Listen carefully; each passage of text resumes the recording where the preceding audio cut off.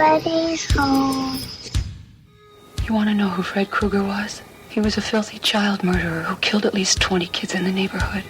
He wears a dirty brown hat. He's horribly burned. He has razors on his right hand.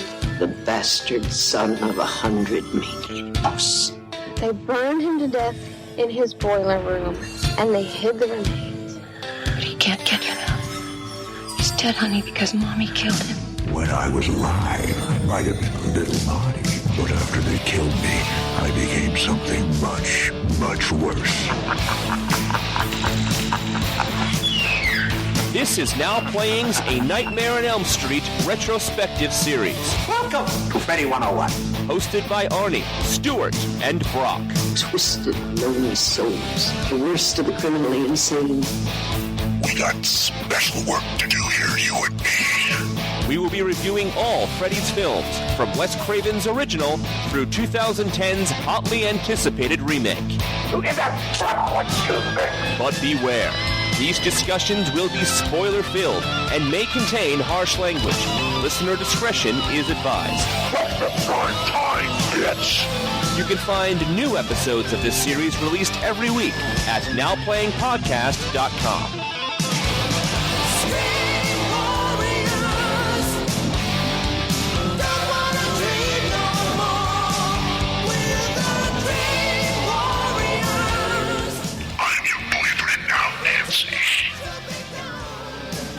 Today we're talking about A Nightmare on Elm Street, starring Heather Langenkamp, John Saxon, Ronnie Blakely, Nick Corey, introducing Johnny Depp and Robert Englund, directed by Wes Craven. This is Brock. And I'm Stewart. And this is Arnie, and I'm really glad we're doing A Nightmare on Elm Street. Why is that, Arnie? Well, I am a huge Nightmare on Elm Street fan. Stewart knows this, Brock, you don't. When I got my very first apartment, I was 19 years old. I walk into my apartment, and I've got boxes everywhere. And sitting on top of one of those boxes is a Freddy glove that I'd gotten at a Spencer Gifts in, years before, back when Freddy's Dead came out. Very first thing I do in my first apartment, take a nail, put it in the wall, hang the Freddy glove, and say, everywhere I live, that Freddy glove will be on the wall in the living room. Moved to the next apartment, first thing up was the Freddy glove. Moved to the next apartment, first thing up was the Freddy glove.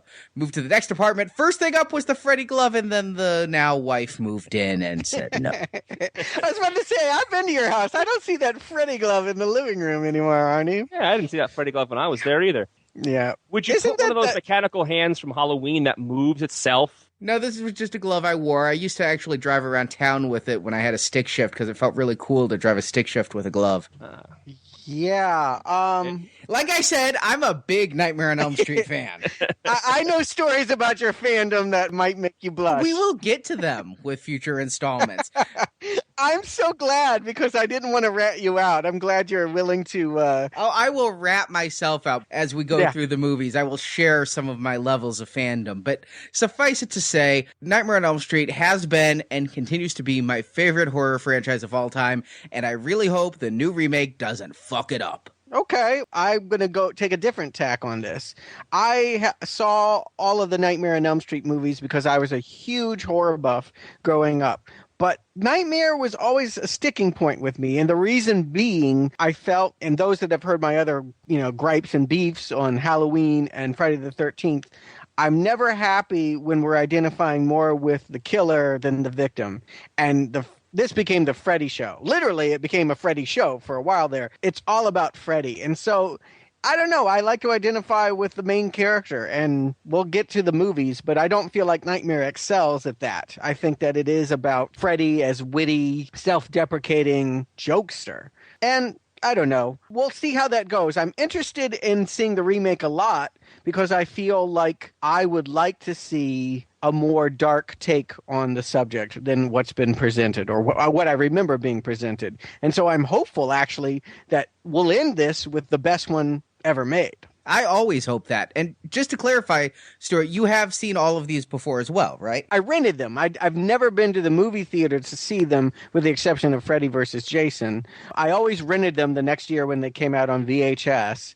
And then you and I believe, did a horror marathon about 6-7 years ago where we watched all of them in like one day. It was crazy. But fun.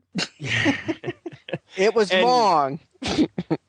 That's what I really remember. It was long. And probably no surprise to anybody listening to this, if you listen to other Now Playing podcasts, I am the newbie here to this series. I have seen this original one before. I rented it my senior year of high school and had a great time watching it. And of course, I watched Freddy vs. Jason when we did the Friday the 13th series. But the rest of them, I have never seen, don't know anything about them beyond what you would typically know just being in the pop culture in the 80s. So I'm really looking forward to finally seeing these films, as I was with Halloween and Friday the 13th.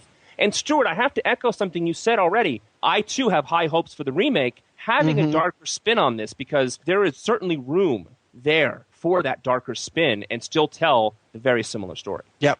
I'm surprised you guys found this one to be so light. But before we get into that movie proper, this is the movie that introduced me to horror. It's also the movie that introduced me to the so-called horror meister, Wes Craven. And I say so-called because I was such a Nightmare on Elm Street fan that I've gone back and seen much of his oeuvre, including Last House on the Left, Shocker, that werewolf thing he did, Vampire in Brooklyn, the Scream trilogy. I did avoid that violin movie he made. Music of My Heart? Yes, it's the scariest thing he's ever made. Meryl Streep and a bunch of kids with cellos.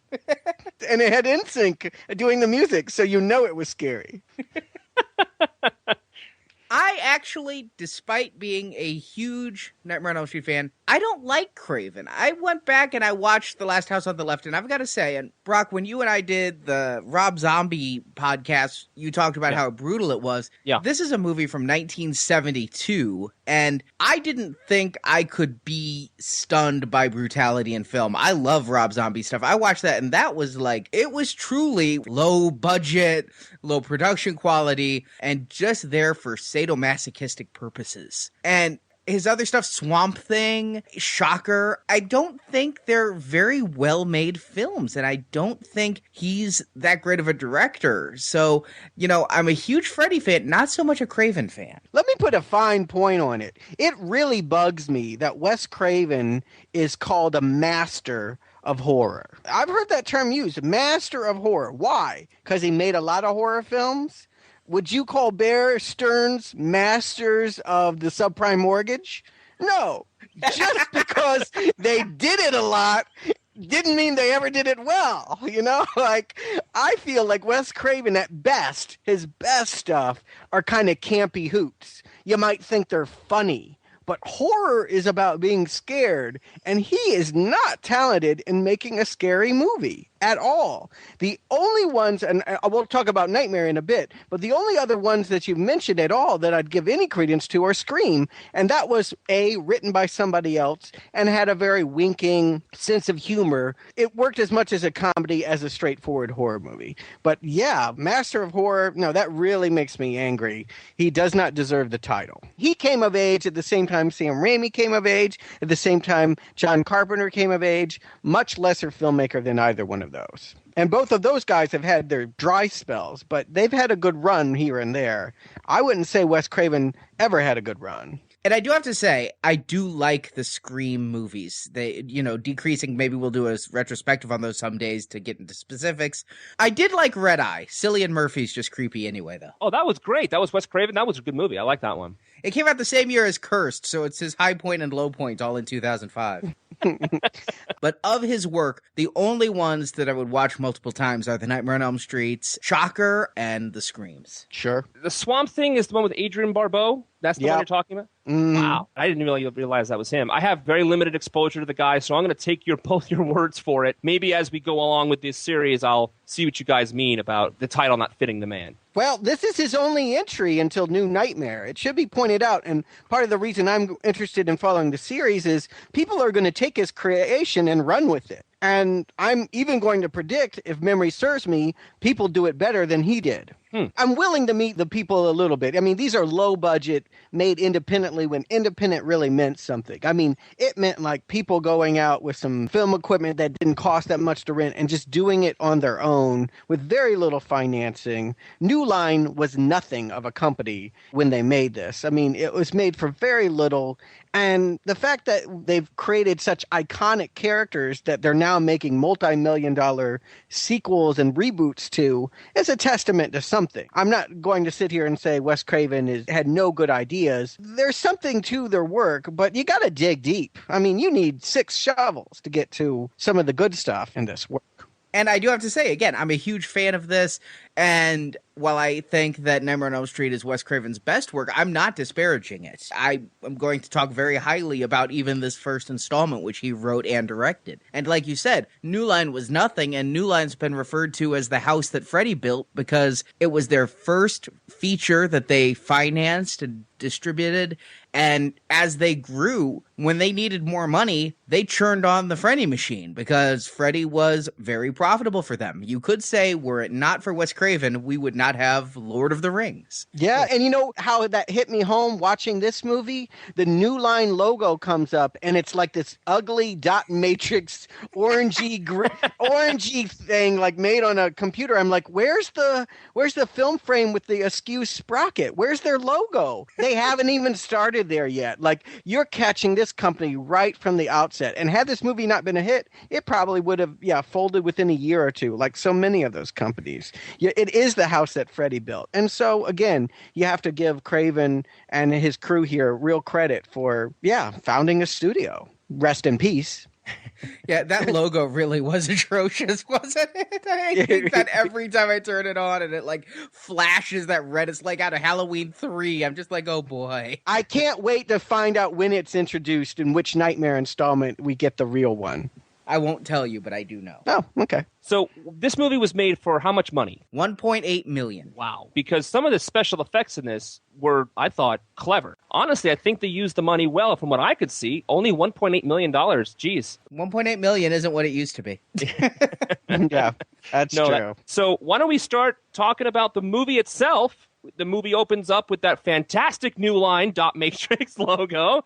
And then it's a small box where we see Freddy creating his killer glove. And I thought that was awesomely creepy. What a great scene that is, because the music, I love the score to this movie. It is so perfect, and it's by Charles Bernstein, and it is as much a part of Freddy as the is of Jason. You're talking about the piano theme, right? Yeah. Yeah, the piano theme, yes. The electric guitar and some of the synthesizer chase music, not so much. But I'll give you, the piano theme is great. But right there when he's building the glove, it is synth music. It's the bass-heavy synth music, and it works so well with the sound effects of the building of this glove. And I suppose we should do a quick summary.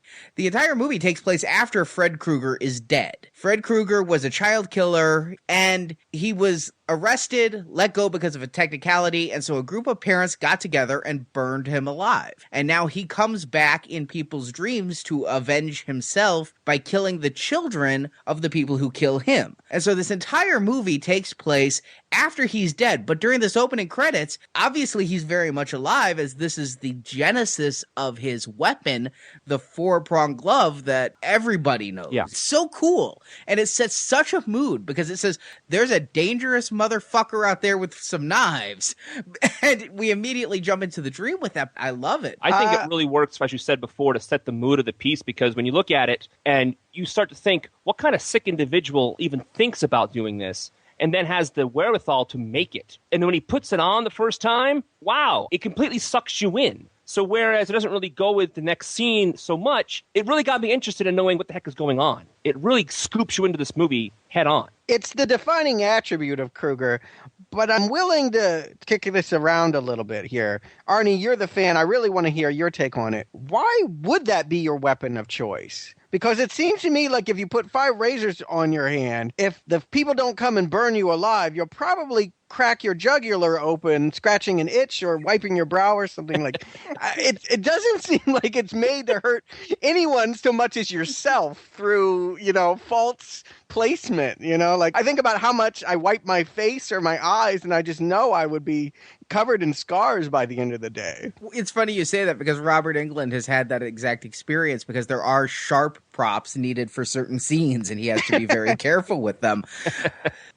I think it's very primal. I mean, this is obviously in the 80s, so perhaps somebody was really a big Wolverine fan and decided to make it a horror film because Wolverine was around in the comics. And gloves were big. You know, Michael was doing the one glove thing. And, you know, there's all these, like, rockers were wearing, like, fingerless gloves. Like, gloves were just kind of in vogue. I'm not sure why. It was the 80s. Why was anything in vogue?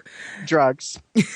But the other thing is, it's kind of primal, isn't it? It's like talents. It's, you know, very personal. If you compare it to a knife or a chainsaw, items that can be dropped, this becomes almost a part of him in some way. And I don't know. I'd never analyzed it before, but now that you've asked me, that's what I think is it's a very personal kill. It's killing with your hand more than with a tool. Yeah, you feel like your very touch is doing it. I kind of get that, but I guess I would have liked a little bit more pathology. And what I'm hoping the new movie does, I keep projecting into the new reboot what they might do with this, that this movie only hints at, is that they might show you one kill when Freddy is still just a mortal with that glove. I would like to see how he used it. It appears from the trailer footage that they are doing a little bit more backstory. So it piqued my interest. I didn't mind that this was the opening. In fact, in some ways, I think it's the perfect opening. But it almost leaves more questions than answers. I mean, what do you do with one single razor-handed glove? What's the sound of one razor glove clapping? Ouch.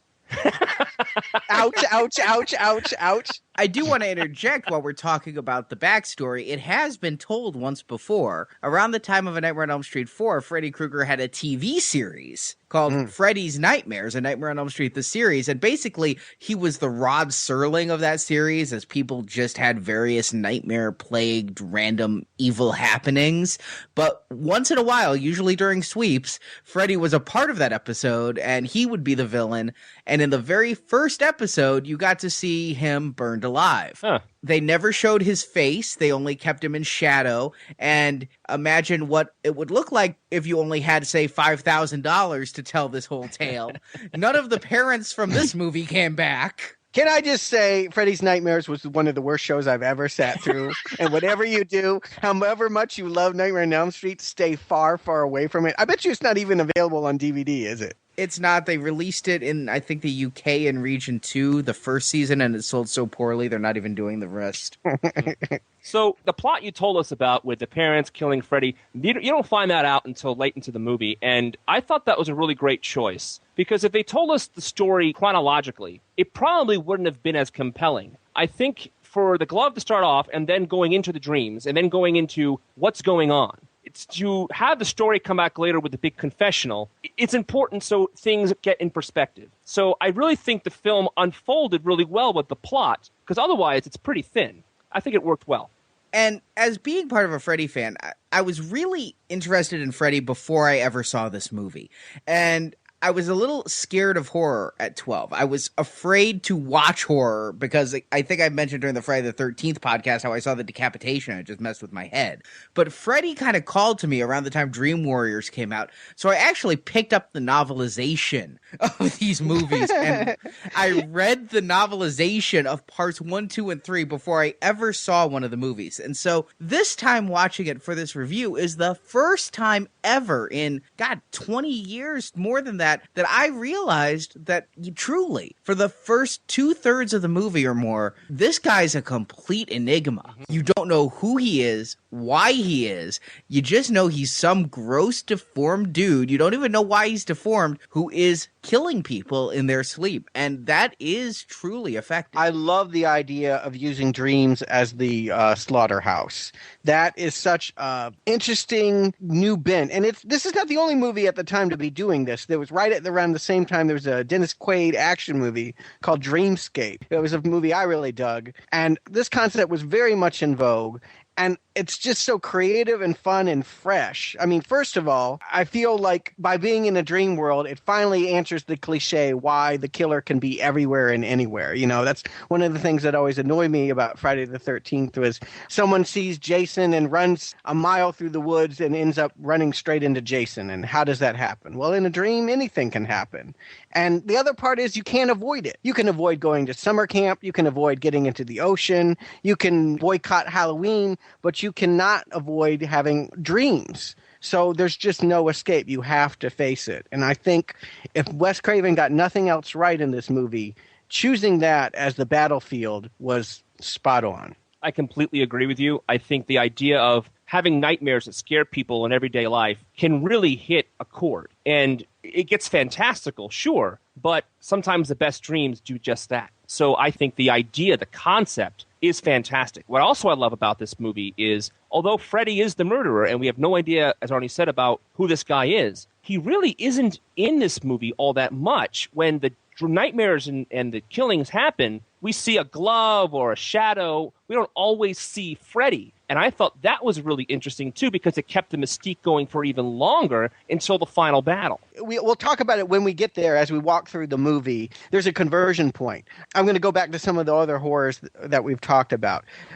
On the other end of the spectrum, there's Michael Myers, and he is a complete blank. As you speak of, he is only inferenced. We don't see his face. He is white and threatening, and he's just called a shape. We don't really know what's going on underneath, what he is. He's the most ambiguous horror killer there is. At some point, they stop modeling Freddy in the movie on that character, and he starts making jokes, and he starts heading towards where he's going to end up, which is on the other end of the spectrum. And I feel like if we were to compare all three, Jason falls somewhere in the middle there, where sometimes he can cock his head or do something that shows a sense of humor, but largely he is without a personality and hides behind a mask. I'm going to argue with you a little on this, Stuart, because I think you're projecting your baggage from the future sequels into this movie. I will agree with you that Freddy is the star of this series, and with Friday the 13th and Halloween, nobody gives a shit about the killer. He's just a scary guy who pops up. You're far more interested in what he's going to do to the victims than anything, and where they're going to pop up, what door they're hiding behind. And I think as we saw with the Friday the 13th sequel, once Freddy came on and changed the landscape, they tried to give Jason some personality as much as they could with the fact that he doesn't talk. Mm-hmm. And they tried to make him a little bit more funny in a mime kind of way. But Freddy is the star of these films, and you want to see what Freddy does. Freddy, by being in this dream world, has limitless power and can do anything, can be anything. It's so much better than what is Jason going to stick in the next person. Yep. And these are things that on their first movie,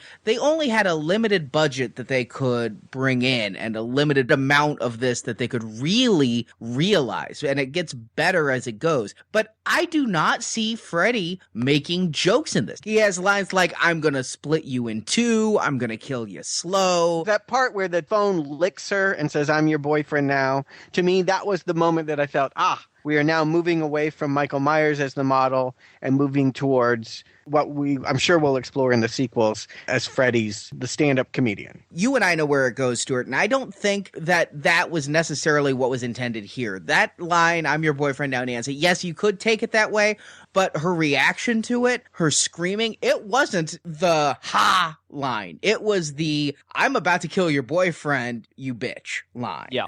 That's how I took it. Sure.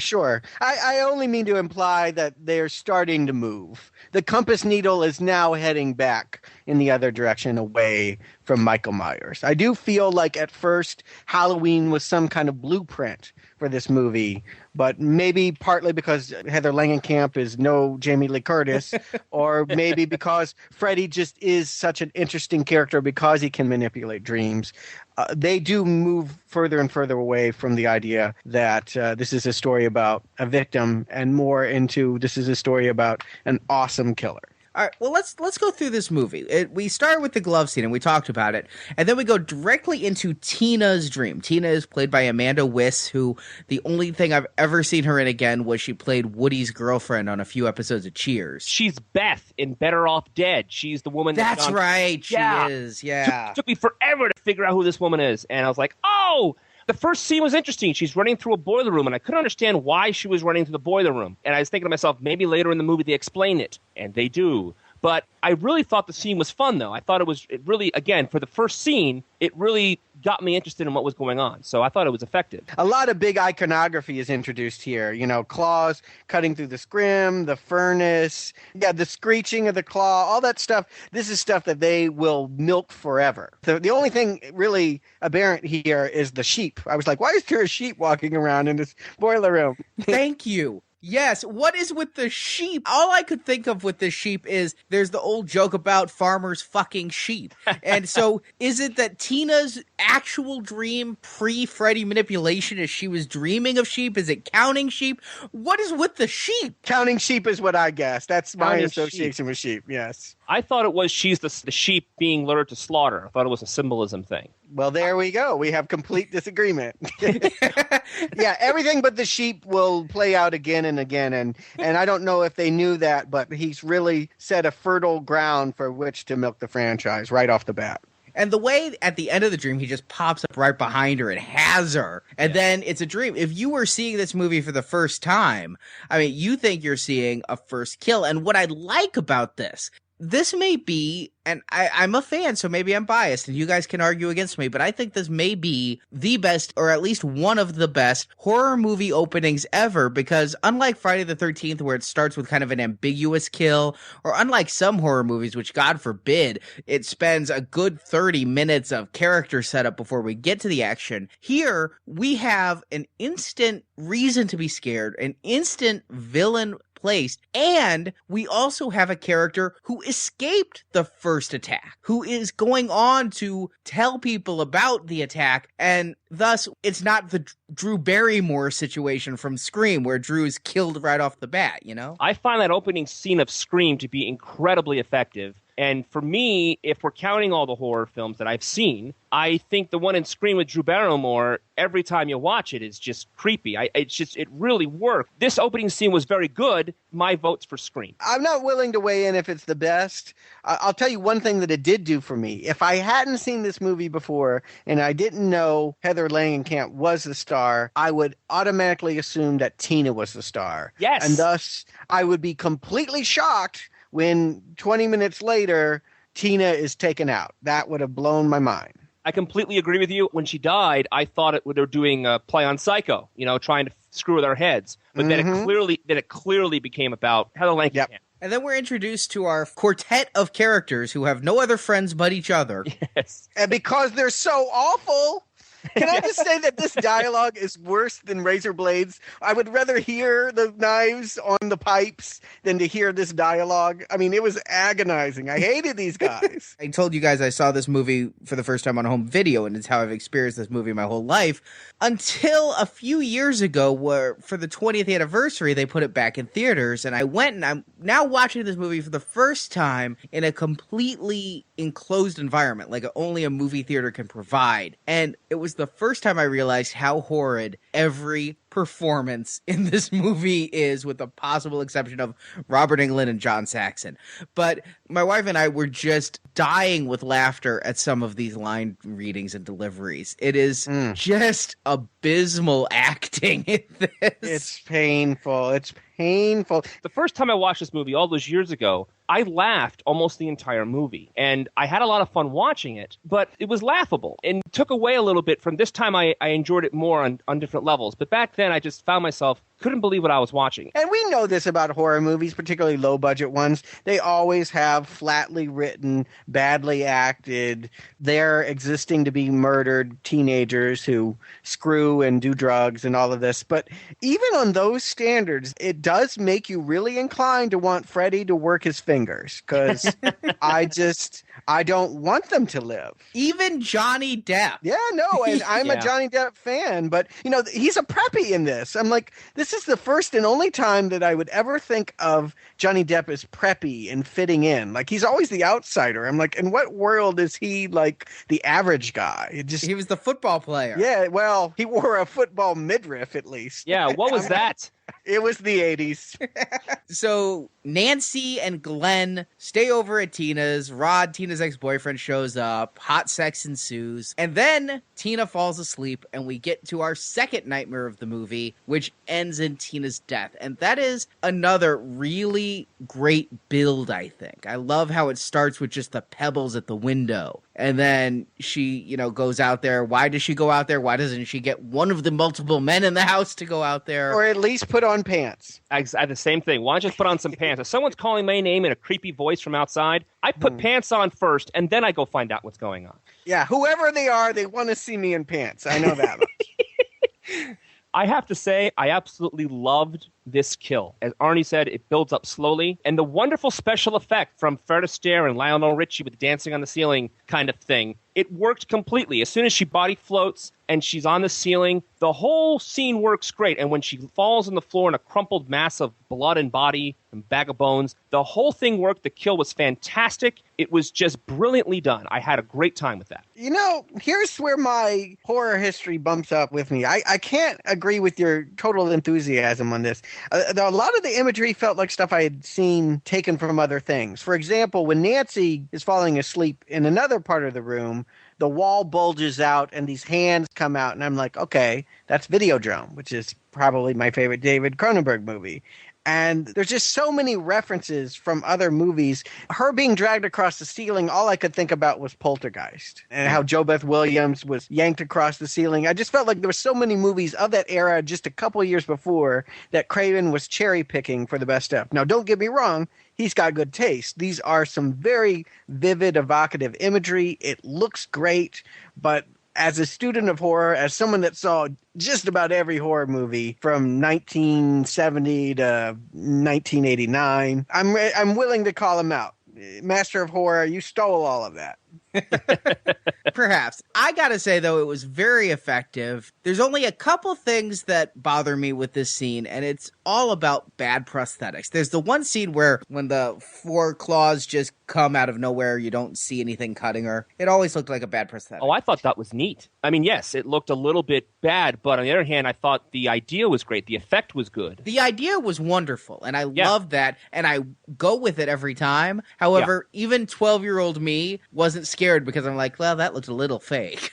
All right. That might be my whole review for the movie is the idea of it is great. The execution, I definitely think if you watch horror movies with the eye of a gore hound, you're going to be a little underwhelmed with this episode. That a lot of the visual effects are hokey. They didn't have the budget. They're going to get the budget. It definitely, as I recall, gets more grisly and more real. I think the effects work best here when it's implied violence and not the splatter. Like, am I wrong? But was that a midget? And then they used some optical trick to make him look bigger? How fun was that? I wasn't expecting that. It wasn't a midget. It was the only guy they could find, and he was like a foot and a half shorter than Robert Englund. Oh yeah, but the way he moves, it looks like he grows, and he's already got long hands. I mean, it works. I mean, I think when they're doing those kind of effects, it's a lot of fun. When she's sliding along the ceiling, even though it's a ripoff, I'm having fun. Yeah, when you're actually seeing claws and slashes and all of that, they know they don't have the budget for it this time. You mentioned the big arms, and that was another thing I always had a problem with because it just looks like giant balloons because they even sag in the middle. It didn't look like arms to me. It looked like somebody had balloon puppets in their sleeves. I didn't get that. I was going to ask you, since you said you listened to the commentaries, if they actually explain why he has those long arms. Is it a cutscene or something, or just something? No, it's just he's able to shapeshift. He cuts off his own fingers. He slices himself. He extends himself. He even shape changes. If you remember a little later in the movie, he becomes the hall monitor. He's able to become anything and everything, and this is what they had the budget to do, is you're in a big alley, there's only one guy, but you still can't get around him because he can deform himself. Yeah, that was amusing to me, too, when he cuts off his other fingers with his razor fingers, and he's laughing. That's the psych moment. That's the moment where you let the person know, I'm so fucking crazy, you better be scared. And that is the moment where I started to feel like, yeah, this is Freddy. This is the Freddy as he will become, is the guy that just is trying to psych you out. It's all a joke to Freddy. So Tina dies. and the boyfriend is on the run, Rod. It's like a porn star name. What's his name? It's like Rod Lane. Yes, Rod Lane. It's on the lane. It's on the run. And he's so stupid, he doesn't even get rid of his switchblade, which I don't even know why he has a switchblade. He's so stupid. I could understand Tina going out without pants in the dream, but Rod never gets shoes. He's on the run for like overnight, and then the next day he gets Nancy for help, and he's running around the street with no shoes on. The first time we meet him, he pulls that knife on Johnny Depp out of the blue. And so I think they're doing that so it looks like, they have a reason to believe he is the killer of Tina. But I found that all so weird. Yeah, why wouldn't he ditch the knife? Why is he still around? It doesn't make much sense. Well, you got to think about it. Even though he's probably really 30 when this was filmed or something, because he looks way older. If you're going under the assumption that he's like 15, 16, where's he going to run to? He can't exactly go to Mexico.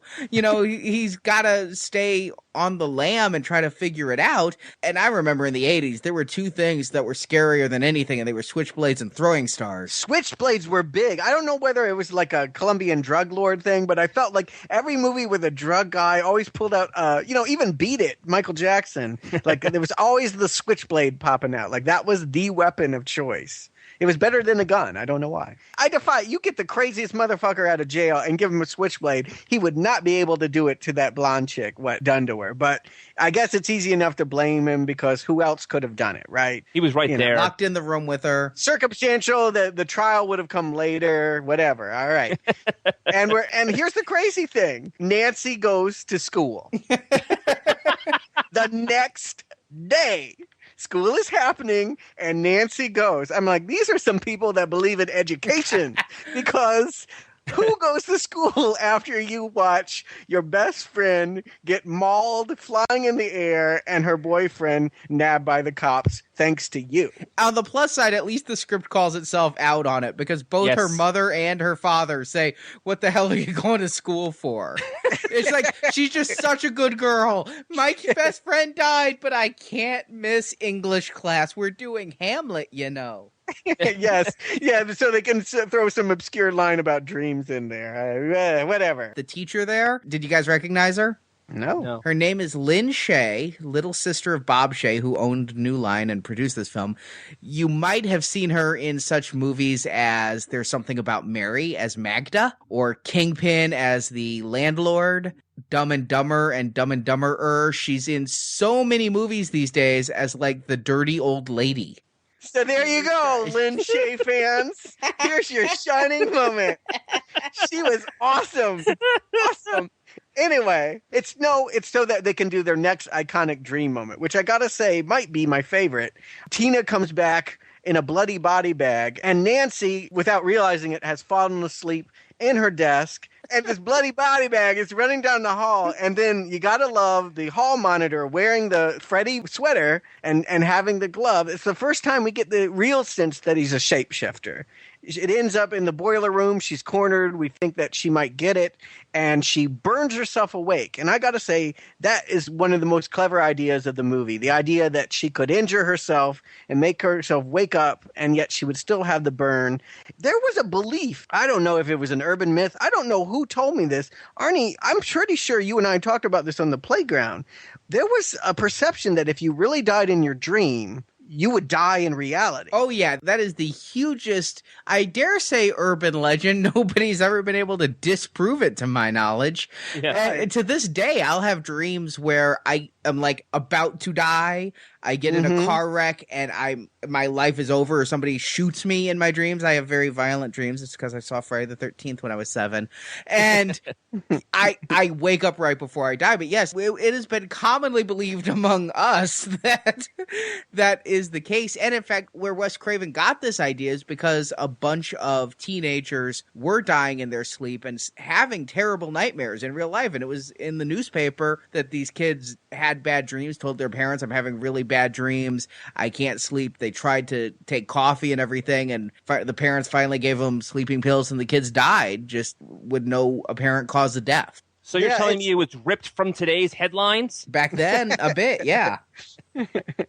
Kind of like spontaneous combustion. I don't think there was anybody at the LA Times who went flying across a bloody ceiling, but that you know of. That I know of. Yes. Now, back to the hallway sequence. That is a very cool sequence, though, because, again, it really evokes the dreamlike imagery, because in a dream, things are slightly askew. You can have this woman just start bleeding in the hall with leaves everywhere and the body bag, and you don't question it in a dream. I liked that it really kind of, more so than the sequels, captured the fact that in a dream, things are just a little bit different, and yet you act completely like it's normal. Yeah, they're the hallmarks of probably any nightmare movie, are those moments where you're going from reality into dream and you're not sure. It's kind of like dolly painting we see a real landscape, but it's kind of woozy and sliding, and just realizing all of a sudden that we're not in Kansas anymore, that we really have stepped into the dream world. That's always fun. And that moment comes right as the hall monitor wriggles her razor talon fingers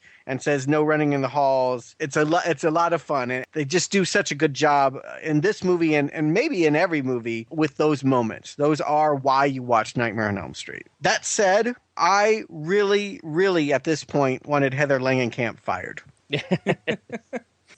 I've made my case about really wanting to identify with victims in horror movies and really wanting to be with them in their struggles. But here, if Sigourney Weaver is my high watermark for a heroine in peril in a horror franchise, she might be the sludge in the septic tank at the very bottom. Like, I hated this performance. I hated this character.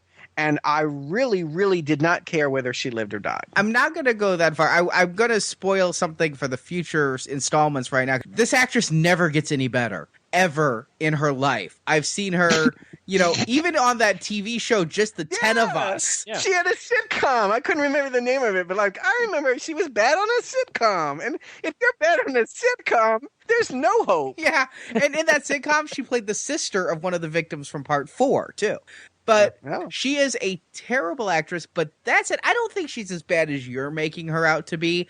No, she is. She's bad when she's trying to be conversational. I think she does pretty well in action scenes. I think she can do anger and she can do rage. And I like the character of Nancy. I do, in spite of Heather's performance here.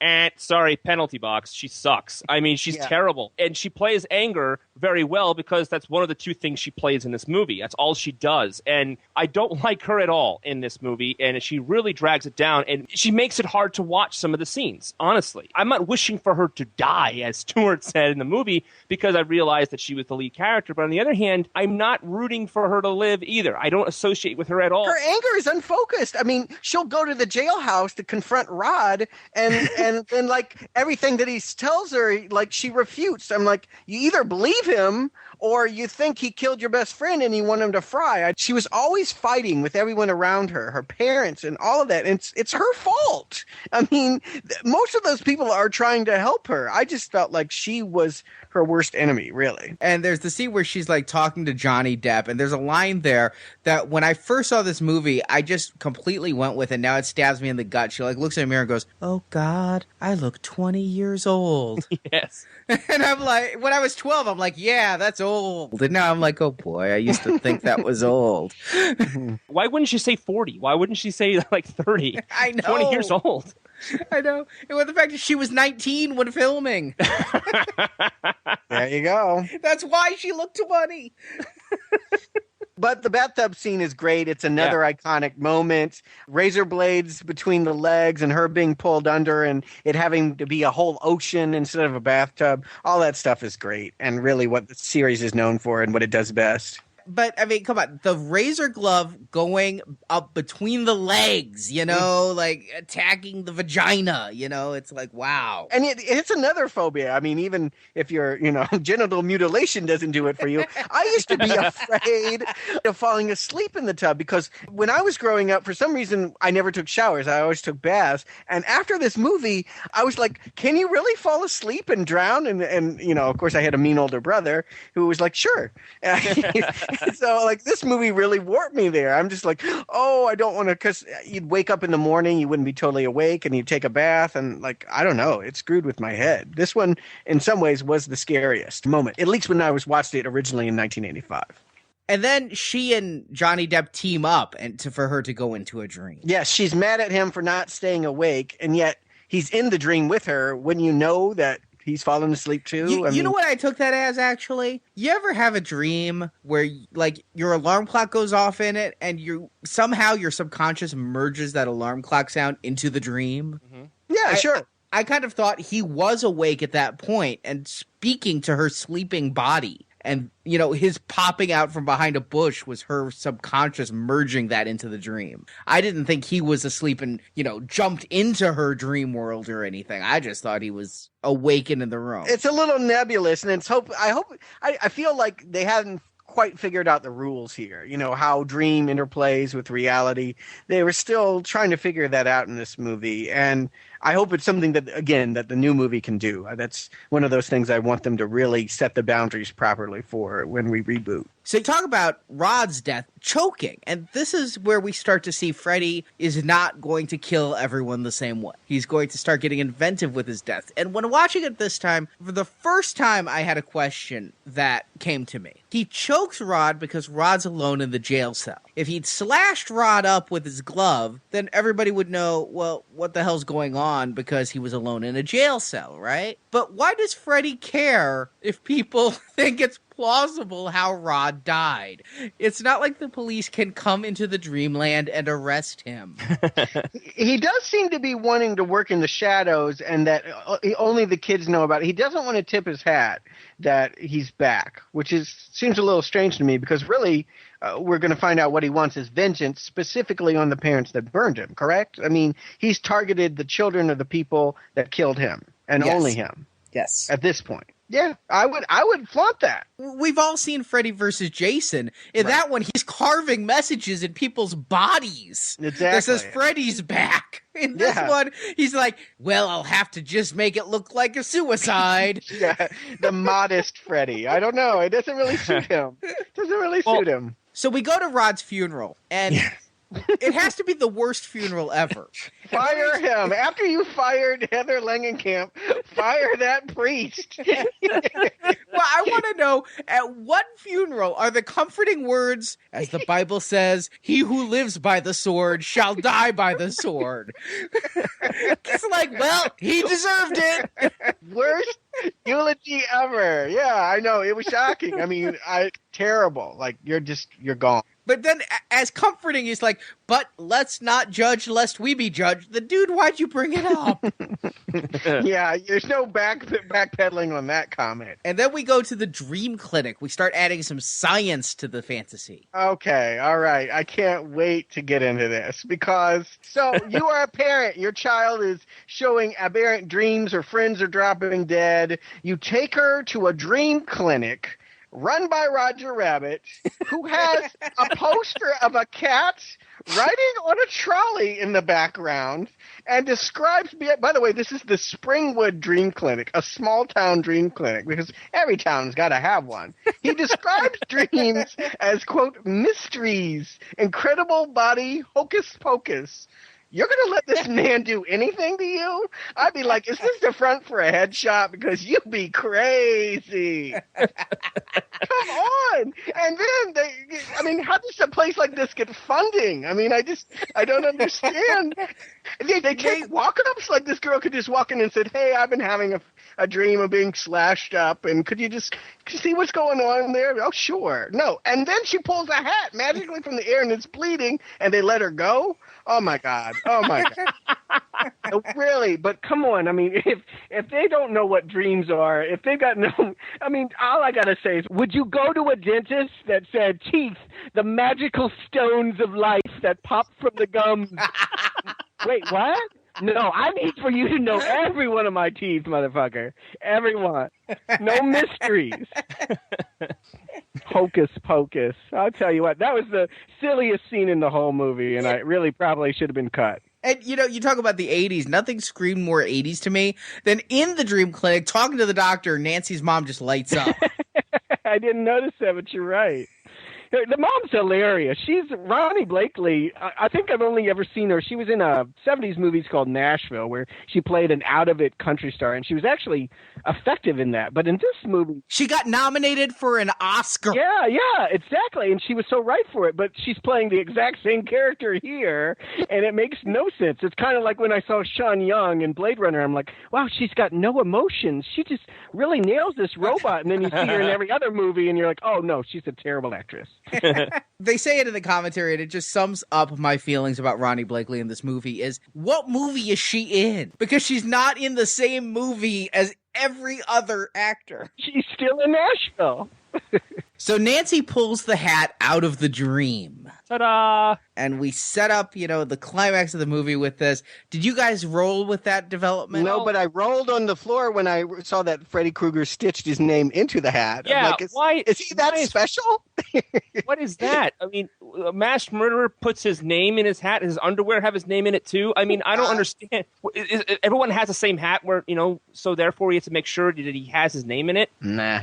But, yes, was it cool that she pulled something from the dream? It certainly sets up where they're going with the ending, with the idea that if you don't deal with what's going on in your dreams, it will manifest itself as a real problem. And, well, let's get there before I weigh in on that. Can I just say that I hate the fact that they had to demonize the parents that they do? And I know that's a theme of this whole series, that the parents are part of the problem and that because they don't understand or respect their kids, that it leads them into Freddy's traps.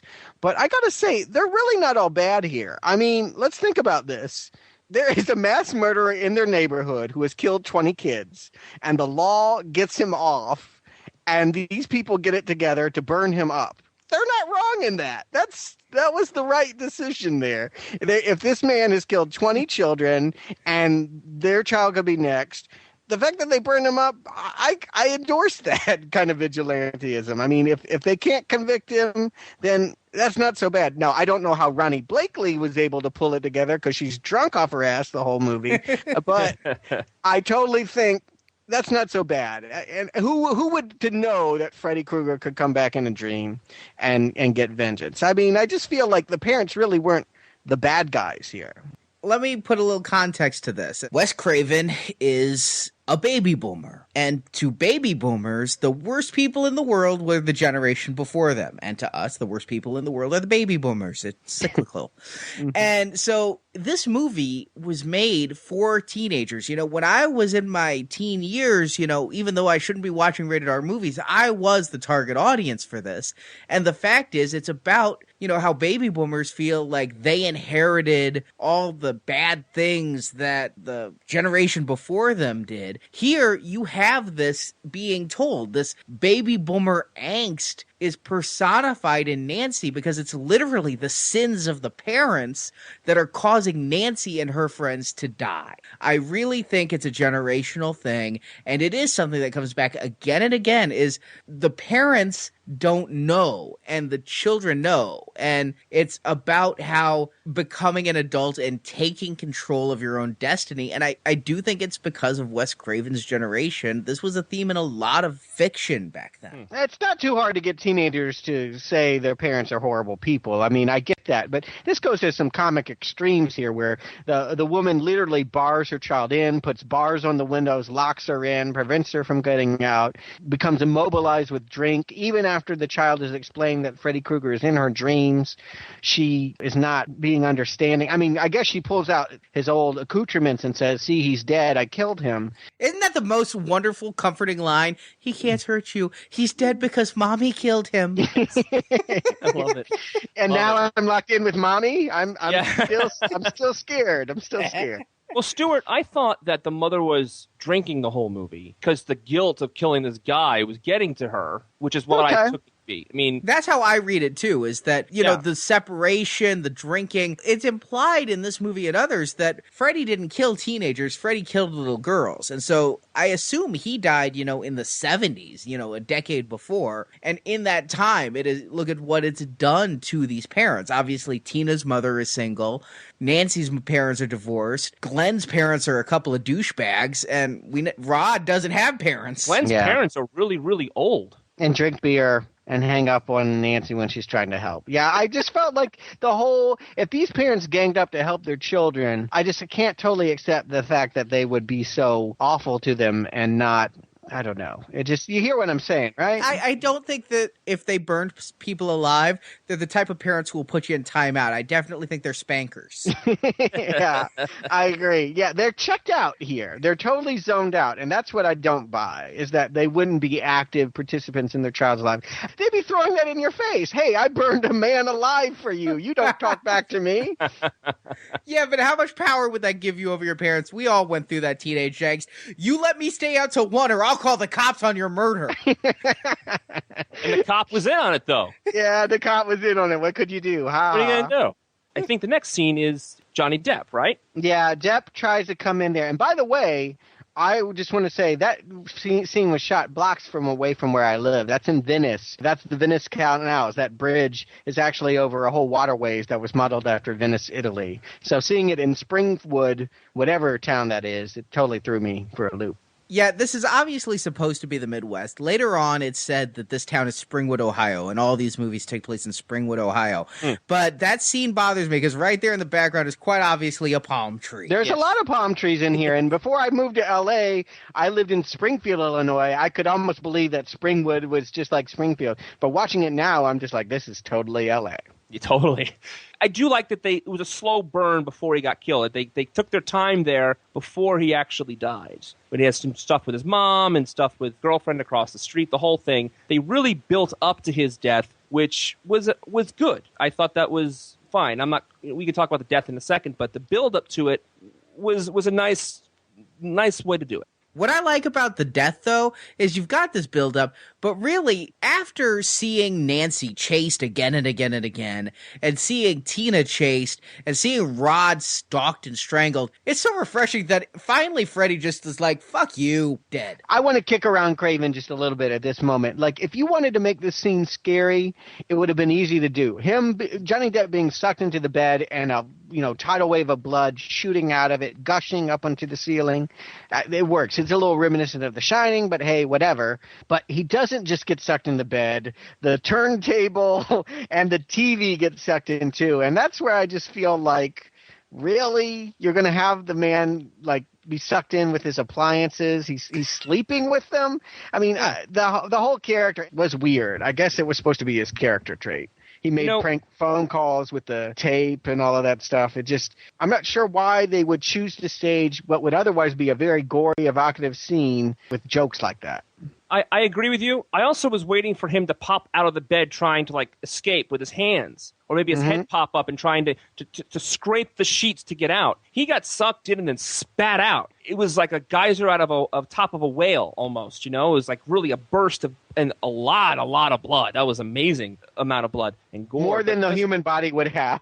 We get this wonderful geyser of blood, and the MPAA actually gave it an X rating. Wes Craven had to go in and go, that wasn't just Glenn's blood. That was the blood of every Freddy Krueger victim ever, which is why there's so much of it. And then they said, okay, well, that explains it, and gave it an R. And okay. Yeah, I know. It's like that makes a difference. Oh, the MPAA, whatever. But I like that this again evoked the power of Freddy. Right now, Freddy is ruling this entire movie because you gotta wonder, if Freddy controls your dreams, how is it that people ever escape? Why is he toying with them? He should just, kill and move on.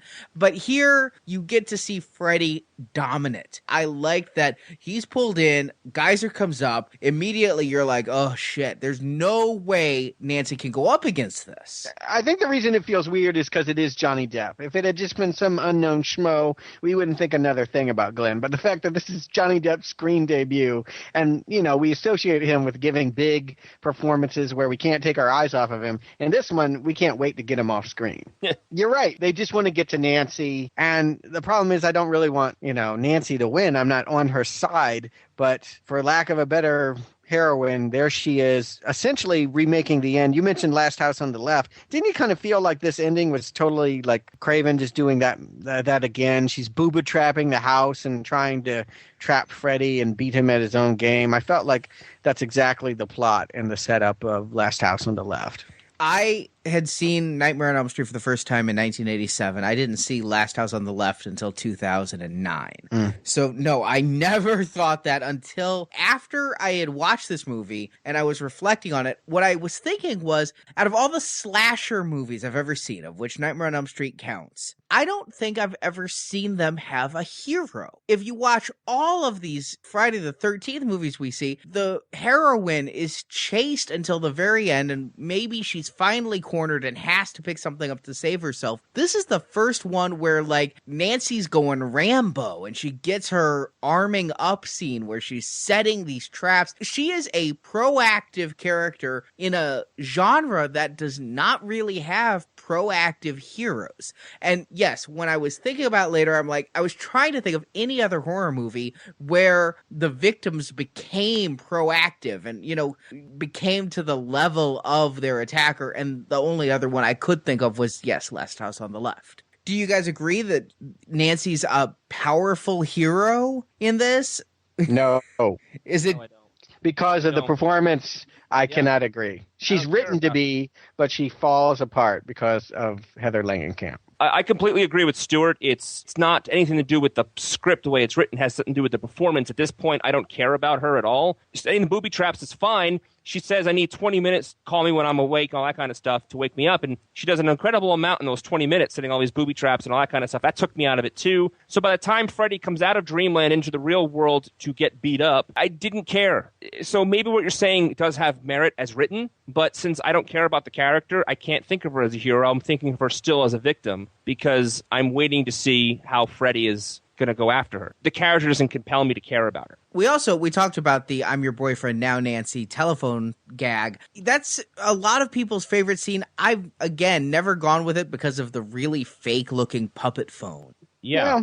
You got to grab the movie that they had no money and that they had to create these elaborate, fantastical imagery. They did the best with what they could, and I think we'll see some better effects down the road. And then I also had a problem with it also because she's awake at that point, and she pulled the phone out of the wall, and she gets another phone call, and she hears the screeching nails over it the first time, and then he's on the other line. How can she get a phone call from Freddy when he's still in Dream World, when she hasn't fallen asleep and pulled him back out, when she's supposed to be awake? Well, I kind of like that because it almost implies that she fell asleep without us seeing it. And that they play with that many times, I think, in the series. That one didn't bother me, but I didn't feel like Craven had control over it. I mean, sometimes I felt like he was doing that because it was smart, and sometimes I've just felt like, well, we just need it to happen this way. Yeah. It's the big face-off. Freddy takes a few hits. Bombs are going off. I'm not sure how one book can turn the girl into Rambo, as you say. But when I first saw this, I was with a group of friends. We were having an overnight. We watched both 1 and 2. And when Nancy pulls him out of the dream and he's getting hit with the sledgehammer and she's, making him fall down the stairs, my friends were cheering. They were loving this. I got 2 words for you. Beep, beep. Roadrunner. I thought Home Alone, but okay. So then Freddy gets set on fire and gains 50 pounds all at once. And he walks around on fire, and it takes a while for the basement stairs to actually catch. I thought everything was made of wood, but nothing caught on fire. But he's clearly wearing the fire suit, right? That's what you're referring to, right? Can you blame? I'm a stuntman on a low-budget horror movie, and you want to burn me alive with me running around? Hell yes, I'm obese now. That's right, Freddy the fat motherfucker. I am not going to risk. I'm going to pound on that flame retardant suit because there's no way I am going to allow myself to be burned for this little horror movie. Hey, this guy not only gets set on fire, but falls down a flight of stairs while on fire. That's a stunt man. I give him total props for that scene. I don't disparage him anything for looking like the Stay Puft Marshmallow Freddy. And then she's calling to the cops, and yeah, there were some jokey lines here, like she's screaming out the window, and the cop on the other side is like, everything's gonna be okay. And then, like, she's screaming, you can see Freddy in the window, he's like, maybe I better get the lieutenant. I mean, those are some jokey lines. I get a kick out of them. The cops come, you get the flaming footprints, and then Freddy kills the drunk mom. What? Something? This is where the movie went off the rails. Like, all of a sudden, Ronnie Blakely's bed is glowing and dry ice is pouring out of it, and she's sinking into it. Okay, bye, Ronnie. Thanks for coming.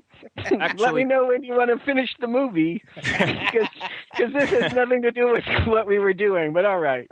Stuart, actually, Ronnie Blakely isn't there. It's her animatronic stunt double, who her arm moves very slowly up before she sinks slowly into the bed, a la the Haunted Mansion at Disney World. All I could think of was Aunt Beru. Aunt Beru? Okay. You're right. It did very much feel like that Haunted Mansion ride. Yeah, you nailed that one. It was animatronic and weird, and we're just like, at this point, I couldn't connect with Nightmare on Elm Street. I was just like, I don't remember this ending this way. I remembered the ending with Freddy being burned because, of course, that's what happened before, and I remembered that being the end. I did not remember what happened next. And then, Nancy ushers, they're all fine with it. They're all like, we didn't really like her anyway. And she ushers the cops out, who, of course, have no questions or follow-up when they investigate or anything. Floating, glowing bed, whatever. Lady gone. Well, keep in mind, she's been screaming this whole time, it's Freddy, it's Freddy, it's Freddy, and her father didn't believe her, and now he's, seen him and knew it was Freddy at that moment. So he's trying to figure out how this motherfucker he killed 10 years ago is back. He's got bigger things on his brain than just the glowing bed. Yeah. So then let's get to the crux of it. So she tries to apply what Johnny Depp had instructed her with, the Balinese method of dealing with your dreams. She ushers them out so that she could deny Freddy's existence. Well, here's what basically this movie is this movie is a nightmare, not multiple nightmares, a nightmare on Elm Street. It is all Nancy's nightmare. And to end it, she has to just tell Freddy, I now realize everything has been a dream. This whole time has been a dream, which is why, Brock, you're like, he's interfacing with the real world. We never see the real world in this movie. I hate that, and I reject that. I reject that. I'm sorry. I'm not saying you're wrong, Arnie. I'm saying that's wrong. They did that for a whole season in Dallas. It was the ending of the show. I mean, the ratings plummeted after that. You can't dick people like that around. No one wants to find out that they woke up and it was all a dream. That's frustrating. And I don't know. It could be read as she's going to deny his existence, that she has become a dream warrior. I'll use the term early, and that she now has mastery over what she dreams. But she's not asleep, unless you're implying that she was asleep this whole time. I believe that what this movie was saying, which is changed in the sequels, is she was asleep the whole time. And in fact, in the original draft, Wes Craven had a happy ending where she walks out and there's all her friends alive. She's woken up and the end. Which is kind of the ending, except then there's another spin. Yeah, but Wes Craven didn't want that other thing. Bob Shea, New Line guy, saw a sequel possibility here, and so he forced Wes Craven, against Wes Craven's will, to put in that other thing, the hook that there could be a sequel. Wes Craven's original concept was it was all Nancy's dream, Nancy woke up, everybody's fine, roll credits. Okay, so can we all agree Wes Craven was really wrong? Really wrong. Even Wes Craven's bank account has to admit that. Yes. Well, wait a second. Let's go back to the crux of this, because at the end of the movie, Arnie, I got that. I got what the movie was trying to say about she was dreaming the whole time. But up until that point, we didn't know that. So when all these things were going awry, was that supposed to be hints to me, the audience, like, oh, the whole thing's a dream? Yep, I believe that was. That's bullshit. Yeah. I'm watching this movie, and I love the idea. I love this concept. But then, as the movie goes on, it keeps straying away from that original concept to give us this ending, and then they don't give you that ending. If they give you the ending that you said the original ending had, I'd be so much more happy with it. The fact that the convertible top pops open with Freddy's sweater pattern on it, and she gets sucked through the door at the end, what a great last scare kind of thing, like at the end of Friday the 13th Part 1. But if they ended it as you originally said it would, then it would have paid off. But since they didn't end it that way, it's confusing, and it doesn't satisfy me, the viewer. And I think the concept of the movie is betrayed, because I love the idea of this movie, but then it's all mixed up. So I left unsatisfied with the ending of this movie. I just think it's hokey. All this time you've seen a killer slashing and doing all these fantastical kills, and then someone can go, I don't believe in you anymore, and poof, they're gone. That's wimpy. That's just, I don't believe that you can fight fire with wishful thinking. I think that is just a cop-out.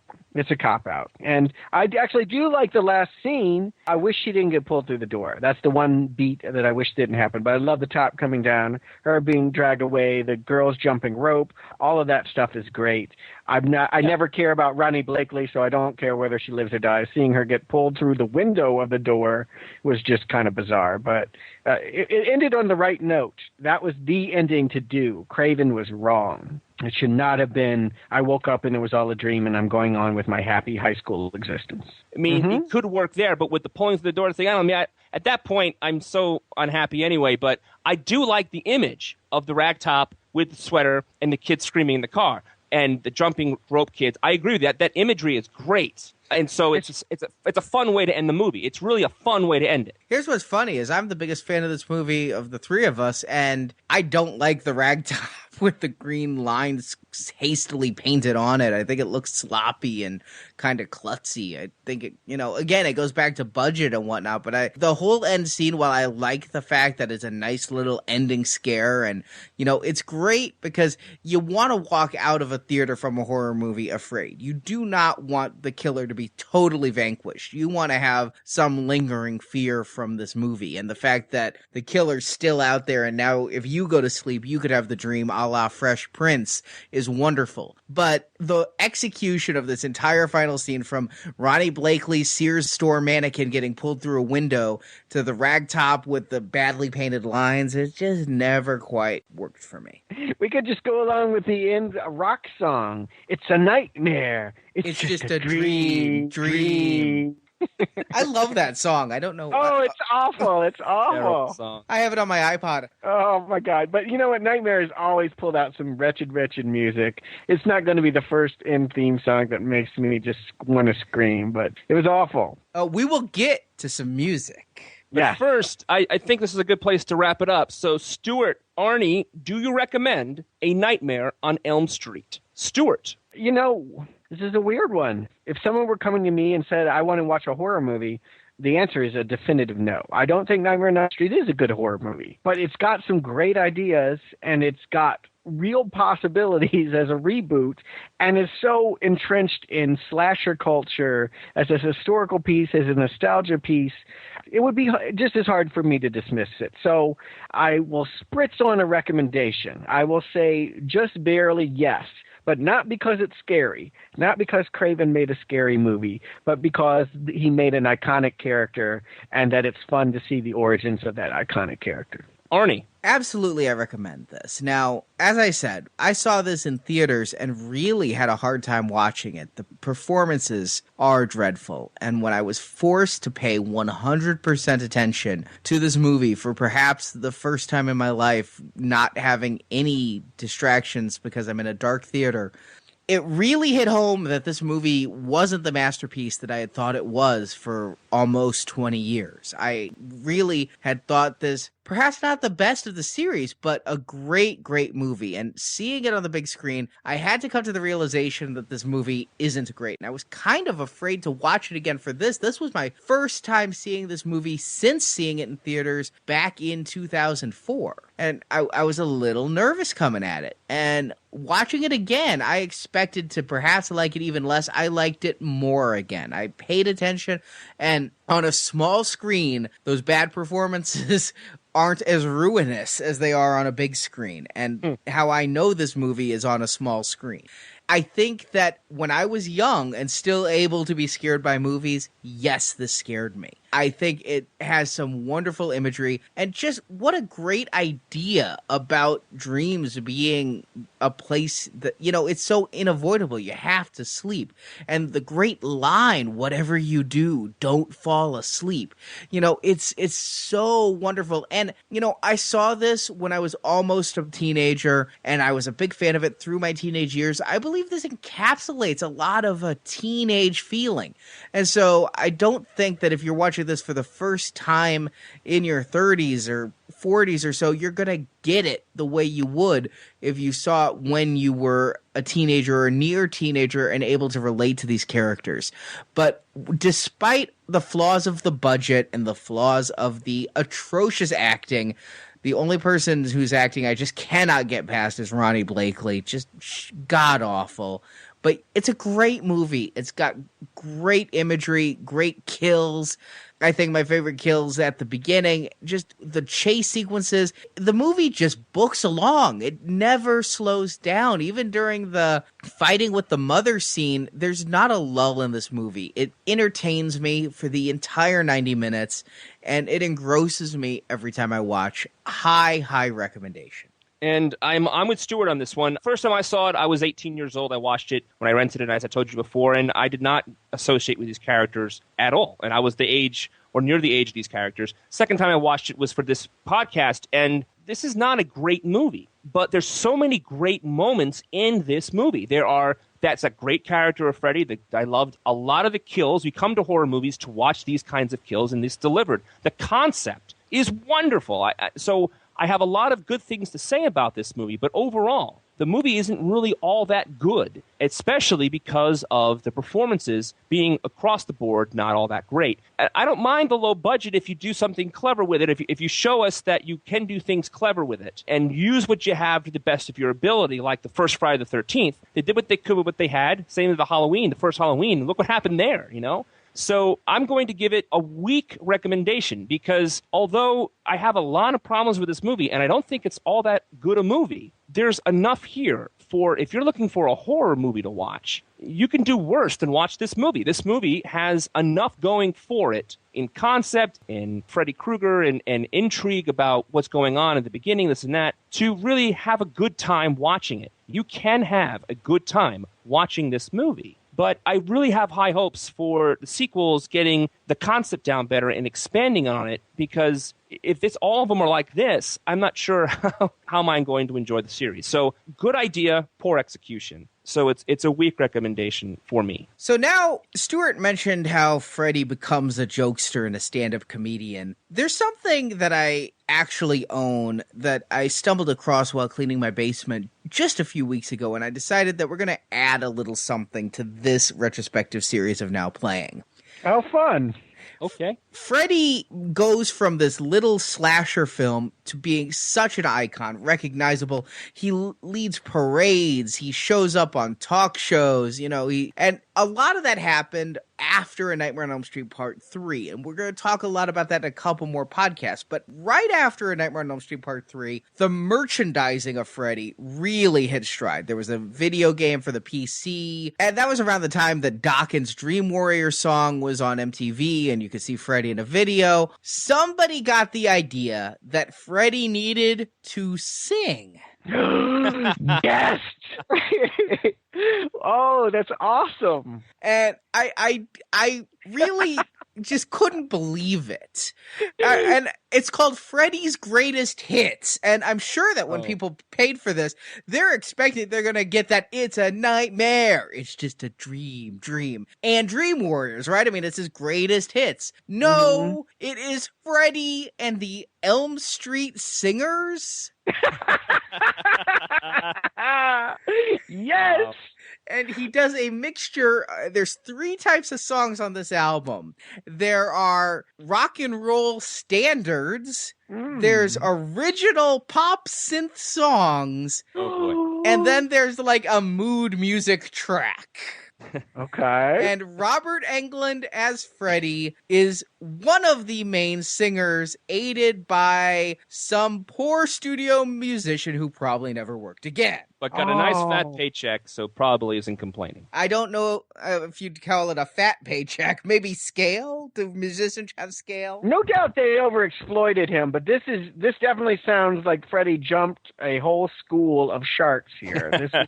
This is incredibly poor decision making. If you wanted to keep Freddy remotely scary, why would you ever give him a microphone? That's crazy. This was right after Part 3, and so it's early on. It's when Freddy first had his first wide release, because Part 1 and Part 2 opened small. Like we just said, New Line was a starting company. This was right after Part 3, and I'm going to talk a lot more about the merchandising of Freddy when we get to the Part 3. But yeah, it just so happens there's 9 tracks on this record, and we're doing 9 podcasts. Oh. So I'm going to play in each of these podcasts a song for Stuart and Brock and let you guys listen as they hear Freddy and the Elm Street group. I would want nothing more. Thank you. I'm so happy right now. This makes sitting through the movie worth it. I mean, I think this could be better than the movie. So what do you get a Wookiee when he already has a comb? That comes This first song, track 1 on the album, is called Do the Freddy. Like the locomotion? Yeah. Oh, gosh. Oh. So are you guys ready to do the Freddy? All right, bitch. Do the Freddy.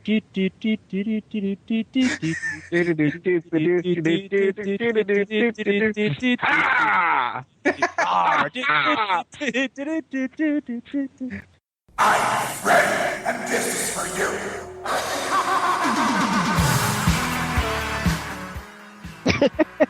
Oh, my. Yes, this is for you. Oh, sound like Rick Astley there for a second. This is the start of an album, and you know you're in for a treat. When you think of Freddy, don't you think of upbeat little pop songs?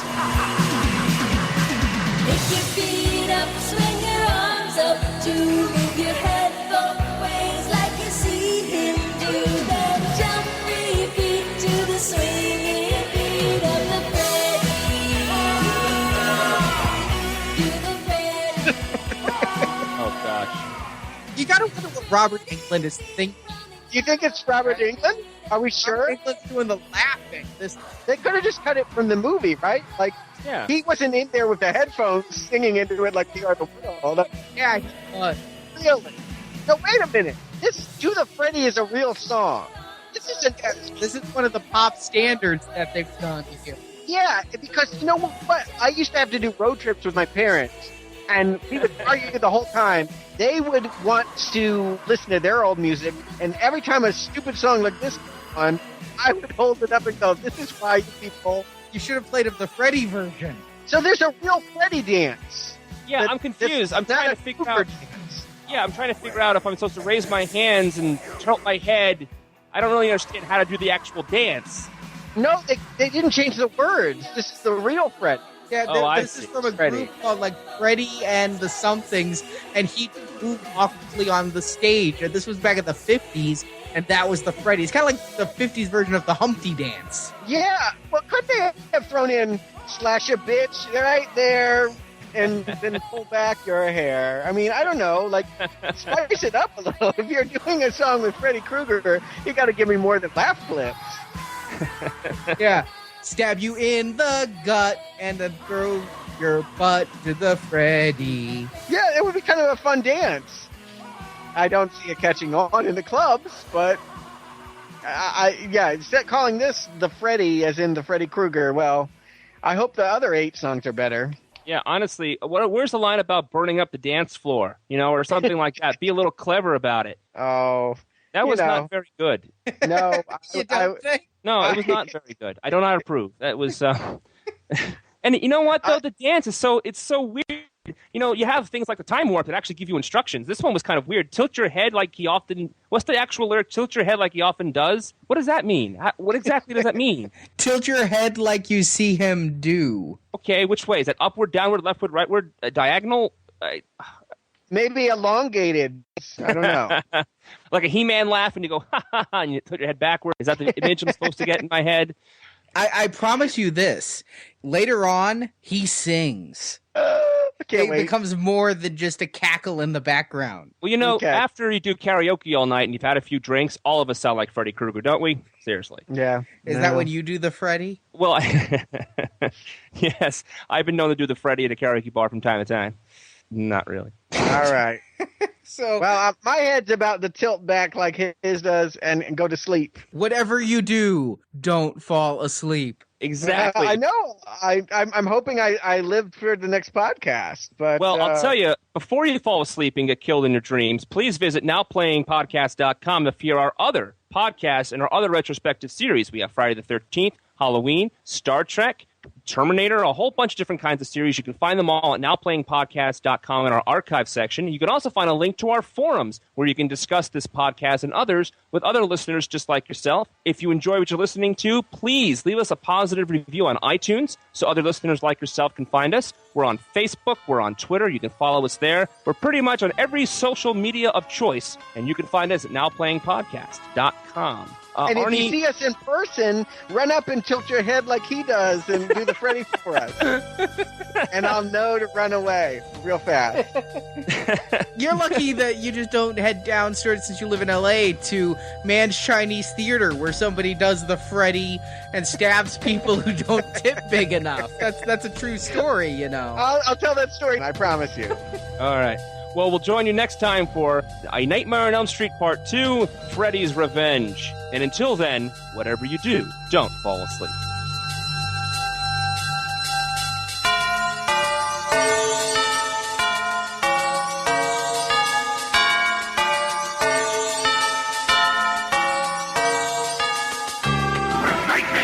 Who were those guys?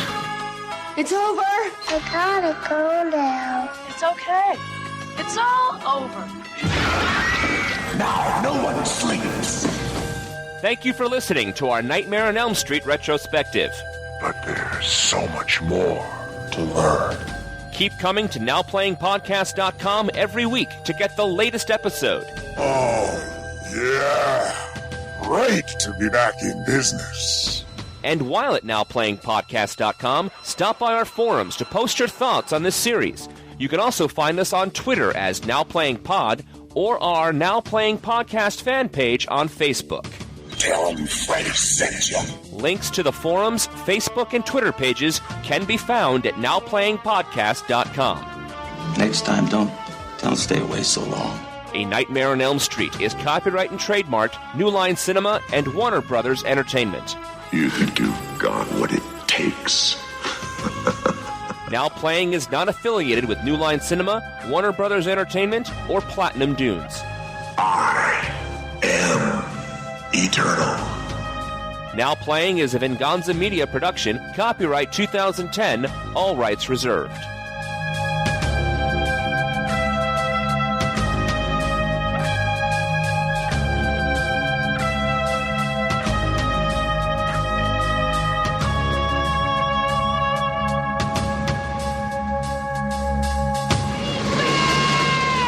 Freddy's back! Freddy's back! Freddy's back! Freddy's back! People do it better than he did. Than he do. I'm Than he sorry, do. it's Than he not do. that funny. Oh, well, I know what's going on in the clip reel. The jump rope song, all of that stuff. Jump rope song's not till later, but okay. Oh, I got that wrong then. Never mind. Cut me. But not with a knife, not with razor blades. Arnie, I'm going to come in the middle of this one and agree with Stuart 100%. She's terrible. She's How are you coming in on the middle if you're agreeing with Stuart? He's 100%? cutting into the middle I'm of cutting into the middle here with my Freddy glove that I have on my right hand and saying, Let me tell you though, and this is an aside, I'll probably cut this, but when I was 13 or 14, however old I was when that came on, I loved Freddy and I loved Mostly Naked Women, and that show had both in abundance, so you know where I was every Saturday night. now were you wearing the glove while you're watching the Mostly Naked Women? And do we have to hear about that? I didn't want to stain the glove. This is becoming Stuart's nightmares now. Okay.